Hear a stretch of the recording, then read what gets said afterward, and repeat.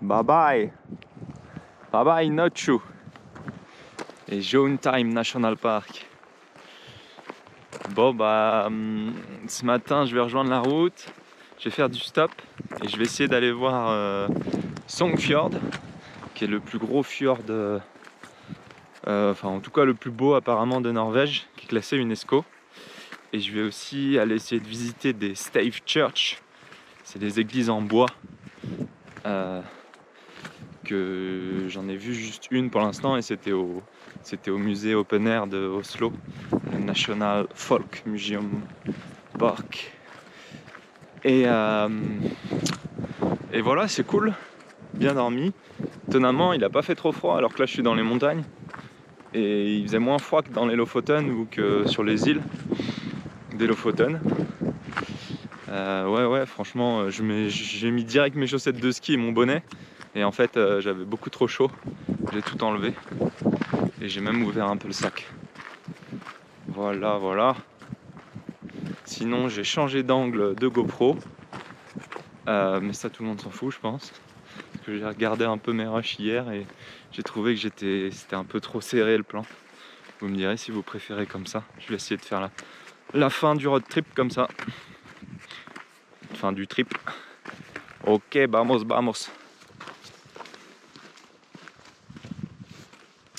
Sinon, ouais, sur la rando de Notchu, du coup, ça m'a pris 4 heures.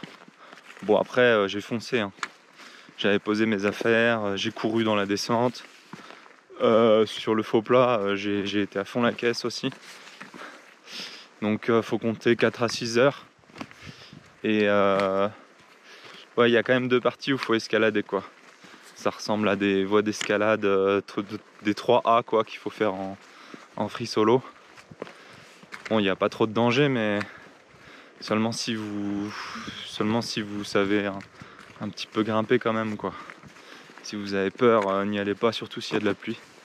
Si vous avez des enfants ou des chiens, je pense c'est pas ouf. Voilà, mais dans tous les cas, il y a une rando en bas dans la vallée, si jamais vous le sentez pas. Oh, c'était trop cool, hein. Il y avait tellement de zef.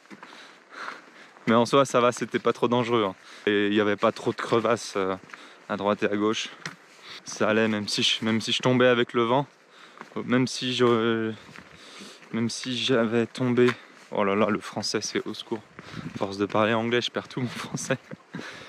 Et bah, je serais tombé par terre. J'aurais pas dégringolé en bas de la montagne. Ok, trêve de bavardage. C'est parti. Avant que j'oublie, hier j'ai rencontré un Allemand dans le bus, et enfin un Allemand norvégien, et il utilise une appli, je crois que ça s'appelle Rutten, quelque chose comme ça. Je vous mettrai le lien dans la vidéo. Et cette appli, en fait, elle met en lien toutes les compagnies de bus norvégiennes, parce qu'il y a plein de petites compagnies en fait, et d'autocars, et avec ça vous pouvez payer des billets sur un trajet qui demande plusieurs bus. Et lui, ça lui est revenu 10 € quand moi j'en ai eu pour 20 € quoi. Donc ça peut être jusqu'à deux fois moins cher avec cette appli. Voilà, je vous mets le lien. Voilà ma douche pour aujourd'hui. Comme c'est une petite cascade, j'ai peut-être utilisé la poche à eau. Où tu es là, que je vais remplir et que je vais me vider, etc. Ouh, j'en peux plus, ça doit faire 3-4 jours. Et voilà, tout propre. Trop drôle. Je viens de croiser le couple de Norvégiens qui m'ont pris mes affaires hier, là, qui ont mis les affaires dans le cabanon. Et c'était triste, ça les faisait trop marrer du coup. Ils doivent se dire mais c'est qui ce gars? C'est marrant parce que hier quand ils m'ont rencontré, ils étaient un peu tu vois, la nana elle avait pas trop envie et tout de laisser les affaires. Au final elle a dit oui. Moi je sais pas, ils se sont parlé entre eux. Mais c'était surtout le gars qui voulait. Et au final hier quand je suis rentré, j'ai juste pris mes affaires discrètement. Et ils sont sortis et tout pour venir me parler. Pendant au moins 3/4 d'heure on a parlé. Et ils étaient trop contents.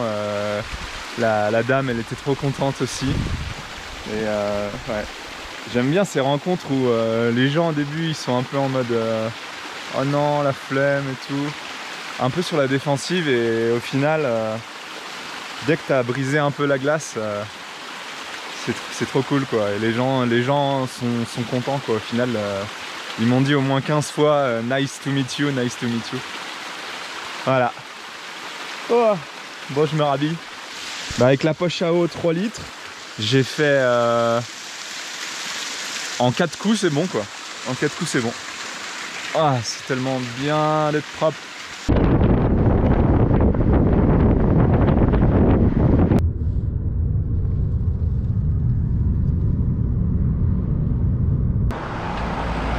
Bye bye.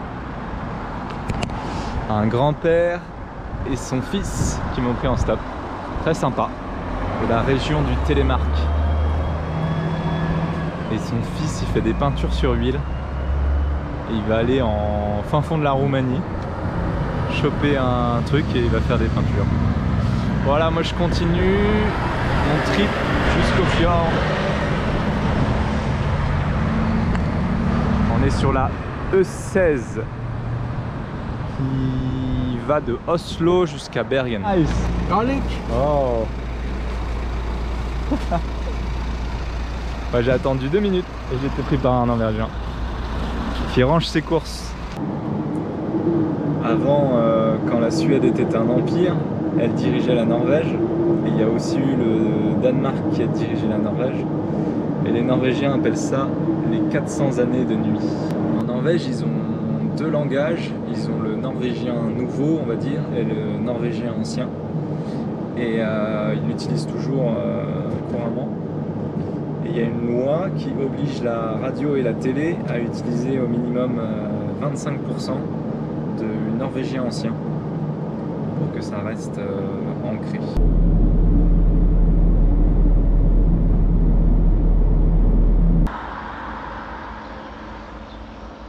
On s'est arrêté à une ferme et il y a un petit stand en bord de route et on peut se servir et payer tout seul dans la caisse ici. C'est vraiment cool hein. C'est 5 kilos, ouais c'est 2 € le kilo la patate. 2 € le kilo la patate, il y a des patates, chou-fleur et je crois qu'il y a des carottes. Ah non, des navets. Excellent.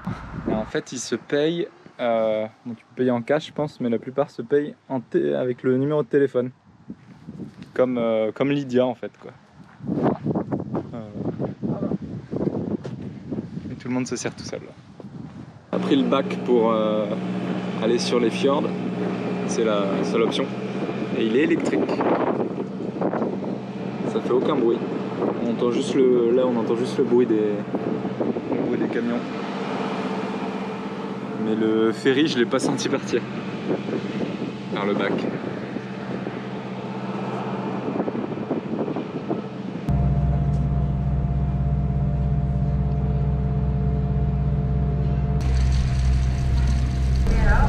Après on arrive en face et on prend des tunnels sous la mer. Et je crois qu'après on reprend un autre ferry. Enfin un bac. J'ai été pris en stop par un couple qui se sont mariés à l'église que je vais visiter. La Stave Church de Hornes. Incroyable. Il est 17h30. Je pense que j'aurais mis du coup 6 heures à venir jusqu'ici. Alors que sur Google Maps il avait dit 3 heures. Et pourtant j'ai pas attendu beaucoup les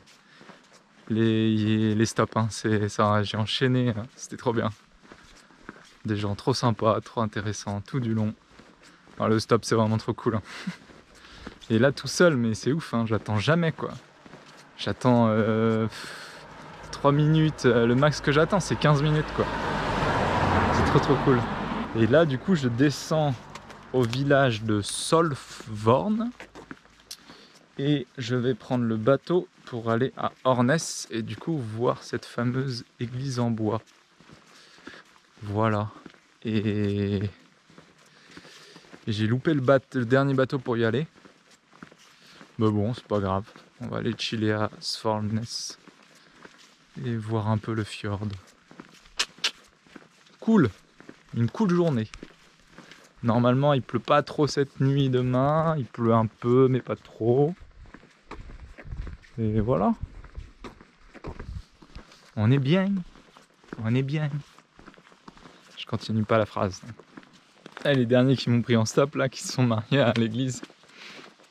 Quand je suis arrivé dans la voiture, le gars, il a dit on te prend en stop, mais j'ai promis à ma femme que tu nous tuerais pas, par contre.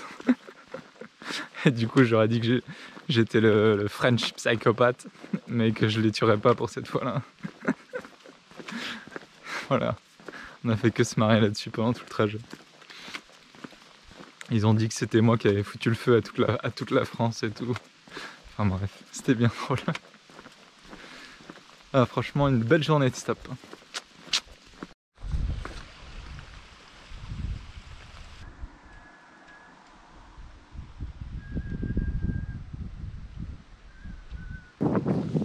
C'est plein de framboisiers. Miam miam miam.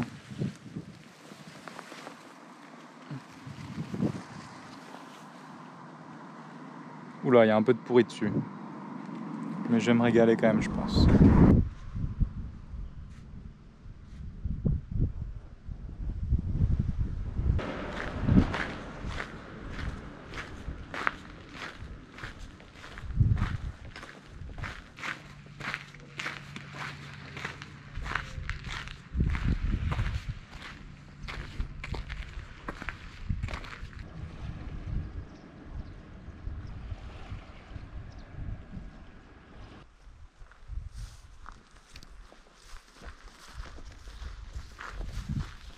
Très charmant ce petit village, très charmant. Ça, c'est ce qu'ils appellent une dock house. Donc en français, ça voudrait dire maison de port. De port, les bateaux. Hein. Et du coup, il y en a une dizaine comme ça dans le village de Solvorn. Celle-là, elle a été réhabilitée en galerie-resto. Et en fait, à l'époque, du coup, les pêcheurs arrivaient de la mer, ils pouvaient rentrer par devant. Et par derrière, ils mettaient aussi des cochons ou des vaches à l'intérieur, surtout en cas d'intempérie. Et aussi, du coup, par devant, ils ramenaient les poissons. Et ils ramenaient aussi les tonneaux contenant diverses choses issues du commerce, quoi. C'est des granges version norvégienne. Nous, on va aller se baquer. Demain, le bateau part de Solvorn pour aller à Ornes, là où il y a l'église en bois, Stave Church, classée UNESCO, et qui ouvre à 10h30. Voilà, on va refaire un petit tour en Solvorn, c'est vraiment très très mignon. On va aller camper.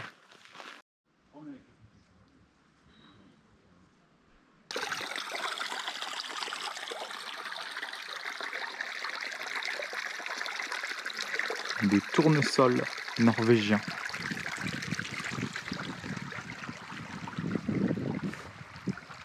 Incroyable du cul.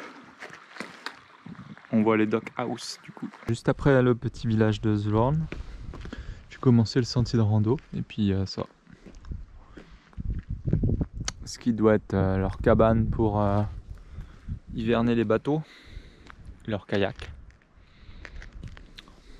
Très propre. À mon avis, c'est plus ou moins privé, mais bon. Je dois être le seul pélo étranger en tout cas à venir poser une tente ici dans l'année. Donc ça devrait aller. Il est 20h30. Il n'y a absolument personne.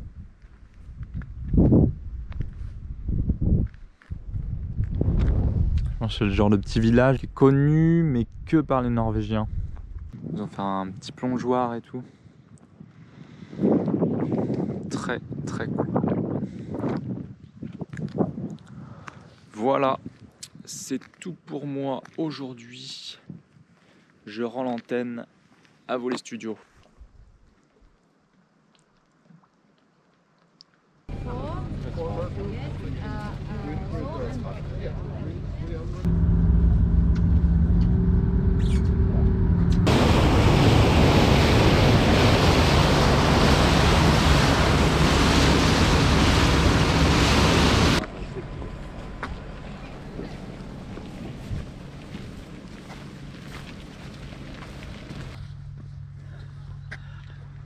Ich stürme da vorne ganz.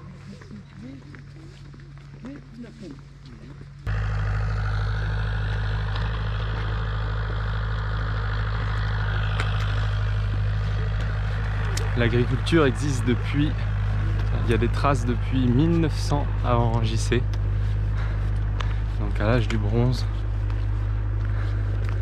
Et c'est aujourd'hui l'activité principale des habitants de Urnes. C'est de cultiver du coup principalement des patates et des pommes, mais aussi je crois des cerises et des framboises. Et nous arrivons bientôt à l'église. Là aussi des petits poulaillers, petits côtes-côtes et des cerfs. Donc ça veut dire qu'il y avait des gens ici 2000 ans avant JC. En même temps c'est super bien. Là on est donc situé dans un bras du deuxième plus grand fjord du monde. Plus long fjord du monde. Qui se jette ensuite dans l'Atlantique. Enfin pas dans l'Atlantique du coup mais dans quoi? Dans la mer du Nord quoi. Et qui s'appelle Sognefjord. Le grand fjord. C'est le deuxième plus long du monde.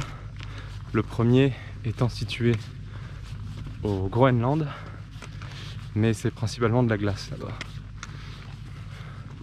Donc oui, ça devait être super idéal de s'installer ici, même à pas beaucoup, parce que tu peux toujours prendre le bateau et faire du commerce avec les villages, voire les villes avoisinant, voire même plus tard, prendre la mer du Nord et l'océan Atlantique, etc. Et je pense que la navigation n'est pas si dangereuse, parce que le fjord protège pas mal des vents. En tout cas, et des courants sans doute. Allez, on arrive bientôt à l'église.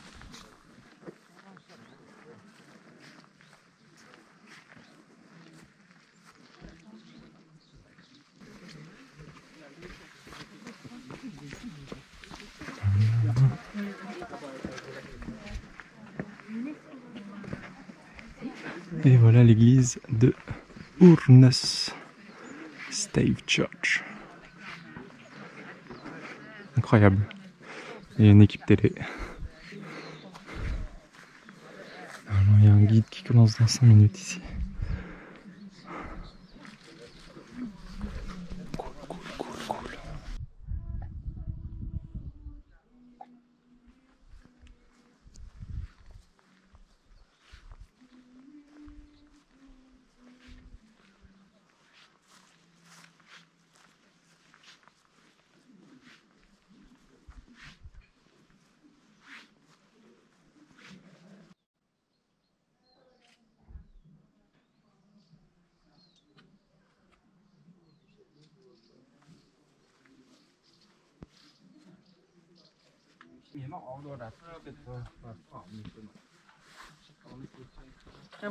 Spør man har skrudd kaminen.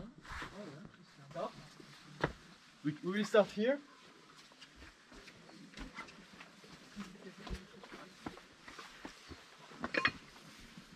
So, welcome to the Stave Church of Urnes. I will do the guided tour in English, but I know there is some French people here, so I will maybe say some. Bon alors je vous fais une petite visite guidée de la Stave Church de Urnes. L'église a été bâtie vers 1300. C'est la 4e version. Parce que sur les 100 ans d'avant, ils en ont construit 3. mais il n'y avait pas de fondation en pierre. Donc elles ont toutes les trois pourri. Et là ici, il y a les ornements qu'ils ont récupérés de la 3e version. Et qu'ils ont mis sur donc cette 4e version qui est la version définitive, qui date donc de 1300 et quelques. Ici on peut voir un lion qui mange un serpent, qui se fait aussi piquer par le serpent, mordre, qui représenterait Jésus-Christ qui combat le diable. Voilà. Donc c'est une architecture en bois, mais l'aspiration est clairement catholique. C'est un mix entre des techniques de construction norvégiennes et des techniques de construction romaine. Là, je rentre à l'intérieur.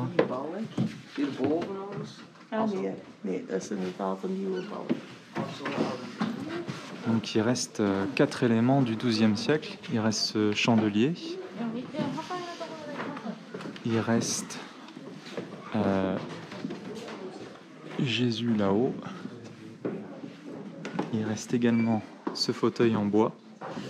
Et il reste la petite chaloupe avec les bougies dessus là-bas. Donc tout le reste de la décoration, mais aussi des bancs et des coins privés ont été principalement construits au XVIIe siècle, 16e, XVIIe siècle, quand les luthériens, donc les protestants, ont pris part de la foi chrétienne en Norvège. Et donc c'était plus des catholiques, mais des luthériens, qui donc ont enlevé la plupart des effigies aux saints dans l'église. Et donc ici on peut voir qu'ils ont construit des bancs à gauche et à droite. À droite on mettait les femmes et à gauche on mettait les hommes. Donc apparemment c'était vraiment pour que les gens ne soient pas distraits et vraiment focus sur la Bible. Donc ici on voit des... Yes. You have to leave the church now. Now? Yeah, because we started guided tour outside. I already done it. Yeah, but no one is allowed to stay without a guide in the church. Ah, ok.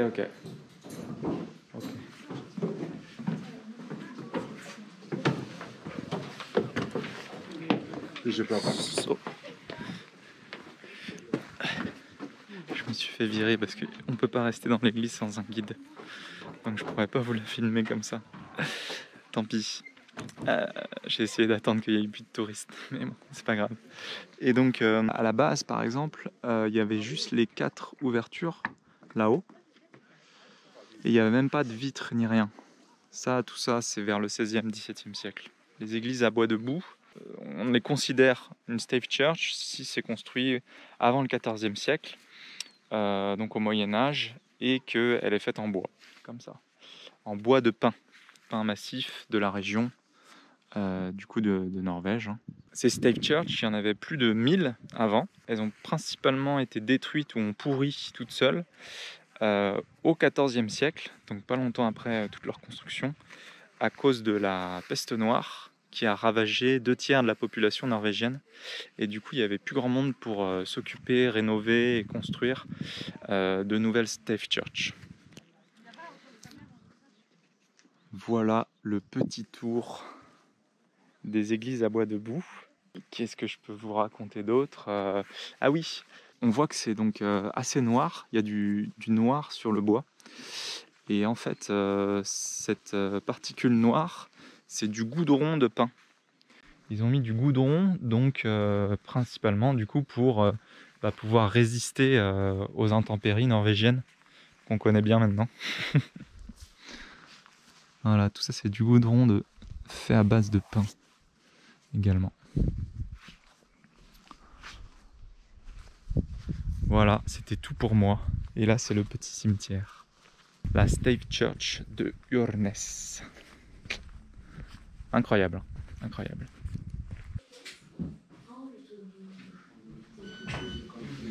Là, il y a une peinture qui montre à quoi ça ressemblait à l'intérieur de l'église.